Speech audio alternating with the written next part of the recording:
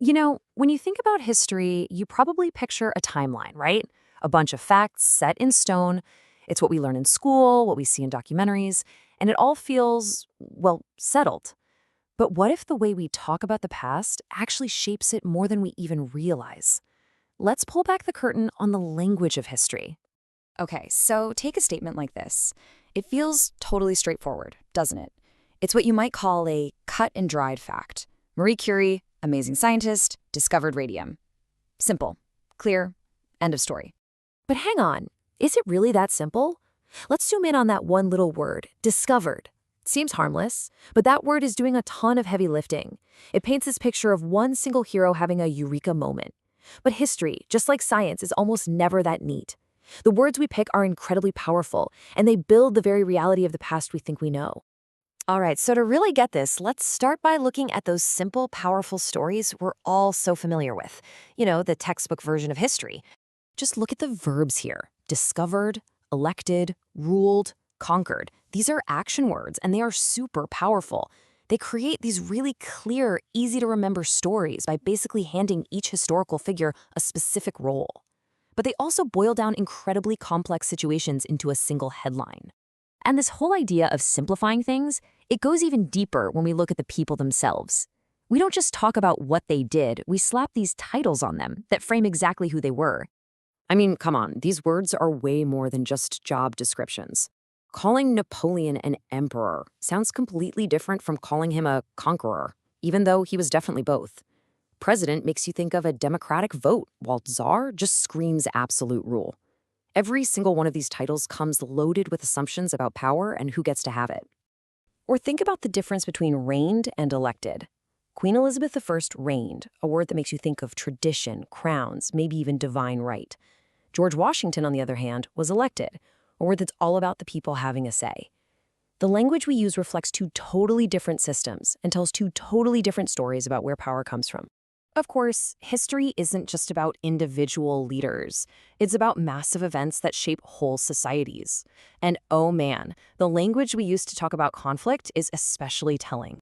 Check this out. It's almost always presented in pairs. For every attack, there's a defend. For every invade, there's a retreat. Your ally is someone else's enemy. This shows that the story of any war depends entirely on which side of the line you're standing on. The words you pick don't just describe what happened. They pretty much tell you which side of the story is being told. But here's the thing. Conflict isn't always about armies on a battlefield.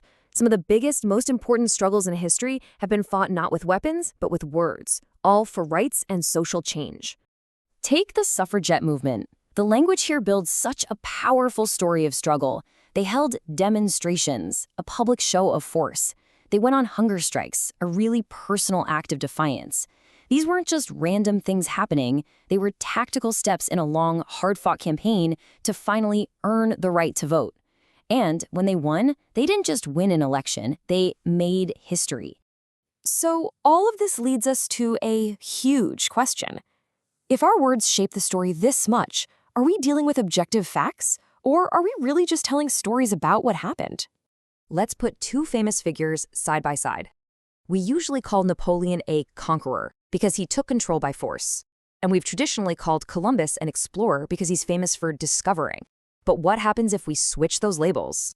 Could you see Columbus as a conqueror from the perspective of the people who were already there? Was Napoleon, in his own way, an explorer of new political ideas? The one little label we pick changes the whole story. So can history ever be truly objective, based purely on facts? Or is it always going to be subjective, filtered through opinions and the biases of whoever is telling the story? To figure this out, we need a kind of critical toolkit. We have to learn to ask the right questions. Is this account I'm reading objective, or is it biased? Is this the only story, or is it just one version of events? And maybe most importantly, whose voice is missing? Like, where is the perspective of the indigenous people in the story of so-called exploration? And being precise with our language is key.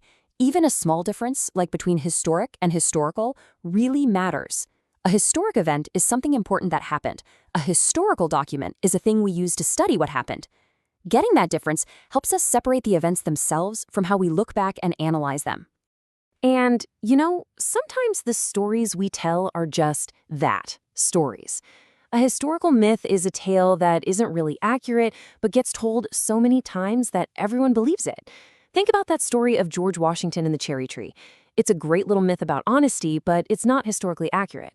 Spotting these myths is a huge step towards separating the stories we love to tell from what actually went down. So, where does all of this leave us?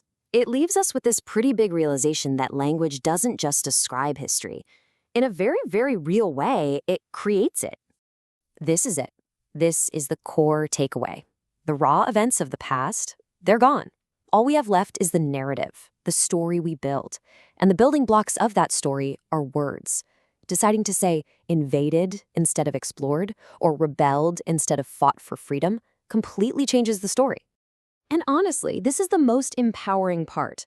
Because when we understand how this works, we get a little bit of power back. We can go looking for different versions of the story. We can give credit to people who have been totally written out of the official account. We can see how history is made and realize that we too have a role in changing its course. So the next time you read a history book or you're watching a documentary, really pay attention to the words, because the story of the past is never truly finished. It's a living thing, constantly being shaped and reshaped. The only question is, what words will we choose to build it with?